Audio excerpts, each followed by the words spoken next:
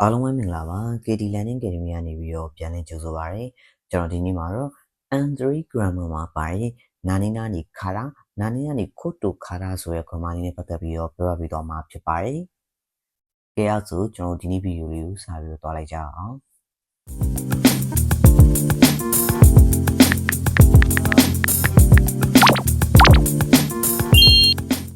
နာနီနာနီခါရာနာနီနာနီခုတ်တူခါရာတို့ကြတော့ကျွန်တော်တို့နာနီနာနီခါရာဆိုတာကျွန်တော်တို့ဒီအရှိရ level တွေမှာကျွန်တော် N4 လောက်မှာတွေကစပြီးတော့သင်ရမယ်ပေါ့နော်ဒီဥစ္စာကဘာလဲဆိုတော့နာနီနာခါရာဆိုတာလေဒေါ်ကြောင့်ပေါ့နာနီနာနီဒေါ်ကြောင့်ဆိုပြီးတော့အဲ့လိုမျိုးဘာသာပြန်ခဲ့ရပေါ့နော်ဒီမှာကျတော့နည်းနည်းလေးပြောင်းလဲသွားမယ်နာနီနာနီခါရာနာနီနာနီခုတ်တူခါရာခါရာဆိုတာကျတော့ဒီသူ့ရဲ့ grammar နာနီနာနီတဲ့အကြောင်းကြောင့်နာနီနာနီကတဆင့်ပေါ့နော်ကျွန်တော်တို့အဲ့လိုလေးဘာသာပြန်ထားတယ်သူကကျတော့ဘယ်လိုလဲဆိုတော့ဒီကျွန်တော်အောက်မှာရေးပြထားလို့အချင်းလေးတစ်ခုကနေပြီးတော့သူကတိုးတက်သွားတာတိုးတက်သွားတယ်ဆိုပေမဲ့သူ့ရဲ့အနောက်မှာလိုက်မဲ့စာကြောင်းတွေက plus လည်းရှိမယ် minus လည်းရှိမယ်ပြောမှဆို positive ဆန်တဲ့စာကြောင်းတွေလည်းရှိမယ် negative ဆန်တဲ့စာကြောင်းတွေလည်းရှိမယ်ကွာဒီလားအမျိုးမျိုးလာနိုင်တယ်အဲ့လိုပြောချင်တာဖြစ်တယ်သူ့ကိုကြတော့ဘယ်လိုခွဲမလဲဆိုလို့ရှိရင်ဒီမှာ main ရှိသူ့ရဲ့အရှိမှာ main ရှိလိုက်မယ်ဆိုလို့ရှိရင်အနောက်ကနေခါရာဖြစ်မယ်ပေါ့နော်သူကခါရာကကြတော့ကျွန်တော်တို့အရင်အရှိမသင်ခဲ့တဲ့ grammar တွေနဲ့ရှင်လို့ရှိရင်ဒီခါရာနဲ့ကိုတူခါရာကြတော့ဘယ်လိုလဲဆိုတော့ဒီအရှိမကြတော့ဒီယူခါရာဆိုလို့ရှိရင်နည်းနည်းလေးပို့ပါဆန်တယ်ပေါ့နော်ဒီကိုတူခါရာဆိုတာကြတော့ပို့ပြီးတော့လေးနက်သွားတယ်အဲ့လိုမျိုးလေးနဲ့ကွဲသွားမယ်ပေါ့နော်ဒါပေမဲ့ဒီ level မှာကြာလို့ရှိရင်ဒီ grammar ကြတော့ခါရာအောင်ကိုတူခါရာအောင်ကြတော့အကြောင်းကြောင့်နန်းနန်းနေတဲ့အကြောင်းကြောင့်နန်းနန်းနေကနေတစ်ဆင့်အဲ့လိုမျိုးဘာသာပြန်မယ်နှစ်ခုစလုံးကိုနော်ဒါပေမဲ့သူ့ကိုဘယ်လိုခွဲမလဲဆိုလို့ရှိရင်ဒီခါရာဆိုလို့ရှိရင်ရှေ့မှာမဲရှိပဲလိုက်မယ်ဒီခိုတူခါရာကြတော့အရှိမလိုက်မလဲဆိုဖူစုခေးတွေလိုက်မယ်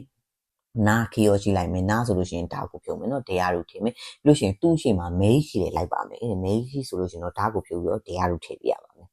ခိုတူခါရာဆိုပြီးတော့နောက်မှထည့်ပြရမယ်โอเคကျွန်တော်ကတော့ဒီ grammar လေးတွေကိုပေါ့နော်ကျွန်တော်အတက်နိုင်ဆုံးစူးစမ်းပြီးတော့နားလည်လွယ်အောင်ကျွန်တော်ရှင်းပြပေးနေပါတယ်ကျွန်တော်ရှင်းပြပေးတဲ့အထဲမှာဒီတစုံတစ်ခုအမှားပါတာလေးပါလေးရှိရင်တော့နားလည်ပေးပါအောက်မှာလည်းကျွန်တော်မှားနေရလေးကိုထောက်ပြပြီးတော့ဆွေးနွေးလို့လည်းရပါတယ်ပေါ့နော်နောက်ပြီးတော့သိချင်တဲ့ grammar လေးရှိလို့ရှိရင်လည်းပြောခဲ့ပေးလို့ရပါတယ်ကျွန်တော်စူးစမ်းပြီးတော့ရှင်းပြပေးတော့ပါမယ်ကဲအဲ့ဆိုလို့ရှိရင်ကျွန်တော်ဒီ grammar လေးကိုစာလုံးလေးမှာတွားပြီးတော့ထည့်ကြည့်ပါမယ်わずかな誤解から友達との関係が悪くなってしまった。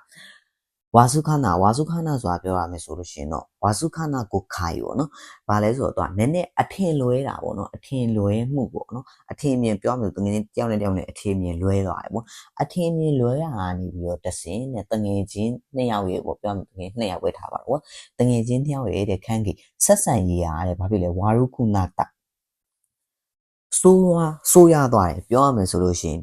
ဒီစာကြောင်းကကြတော့ minus ဘက်ကိုသွားတဲ့စာကြောင်းပေါ့သူကနည်းနည်းလေးအထင်လွဲနေရကနေတစ်ဆင့်နည်းနည်းလေးအထင်လွဲနေတဲ့အကြောင်းကြောင့်အဲ့ဒီအကြောင်းကြောင့်အဲ့ကနေတစ်ဆင့်ဘာဖြစ်လဲတငယ်ချင်းနှစ်ယောက်ရဲ့ဆက်ဆံရေးကပို့ပြီးတော့ဆိုးရသွားတယ်သူကကိစ္စတစ်ခုကိုအထင်မြင်လွဲနေပေါ့အဲ့ကနေတစ်ဆင့်မှာပဲပြောပြီးတော့မခေါ်နိုင်မပြောနိုင်အဲ့လိုမျိုးပို့ပြီးတော့နှစ်ယောက်စလုံးကပေါ့နော်နှစ်ယောက်စလုံးကဖြစ်တယ်မခေါ်ကြတော့ဘူးပေါ့နော်အဲ့လိုမျိုးပို့ပြီးတော့အချင်းကြီးဆက်ဆံရေးကပို့ပြီးတော့ဆိုးရသွားတယ်အဲ့လိုမျိုးပြောချင်တာဖြစ်ပါတယ်2番日本語の授業で隣の席になったことから私たちは親しくなった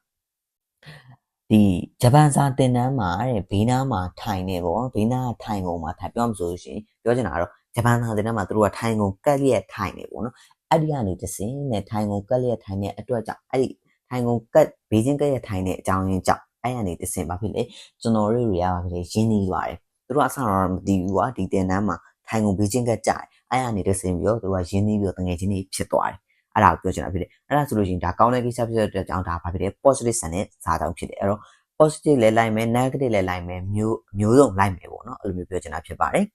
3番顔がよく似ているから2人は親子だとすぐに分かった顔တဲ့မျက်နှာစင်တယ်ပေါ့နော်တော်တော်လေးမျက်နှာဆင်တဲ့အတွက်ကြောင့်တဲ့အဲ့ဒီကိစ္စကနေတစ်ဆင့်အဲ့ဒီအကြောင်းကြောင့်ကနေတစ်ဆင့်အဲ့ဒီလေဖူတာရီအဲ့ဒီနှစ်ယောက်ကတဲ့အိုရခိုဆိုတာမိဘနဲ့တာပြီးပြောမှလို့တားမိပေါ့ကွာတားမိဖြစ်မယ်လို့တဲ့ချက်ချင်းပဲနားလဲလိုက်တယ်ဟာသူတို့လှမ်းကြည့်လိုက်ပြီဟာဒီနှစ်ယောက်ကရုပ်ချင်းတော်ဆင်တာပဲဟဲ့လားရုပ်ချင်းတော်တာပဲဟာဒီနှစ်ယောက်ကတော့တားမိဖြစ်နိုင်နေအဲ့လိုမျိုးစုကူဝါခတာစုကူနေဝါခတာပေါ့နော်ချက်ချင်းနားလဲလိုက်တယ် အဲ့လိုမျိုးလေးပြောချင်တာဖြစ်ပါတယ်အဲ့ဆိုလို့ရှိရင်ဒီ grammar လေးကိုလည်းရမလားမသိဘူးပေါ့နော်ဒီကိုယ့်ဘာသာကိုစာကြောင်းလေးတွေထည့်ပြီးတော့ rare လေးတွေဖန်တီးပြီးတော့သုံးကြည့်ပါပြောကြည့်ပါပေါ့နော်ဒီနေ့ဗီဒီယိုလေးကတော့ဒီလောက်ပါပဲဆုံးလေးလင်းလာနေလူအားလုံးကျေးဇူးတင်ပါတယ်နောက်ဗီဒီယိုမှာဆက်ပြီးတော့တွေ့ပါမယ်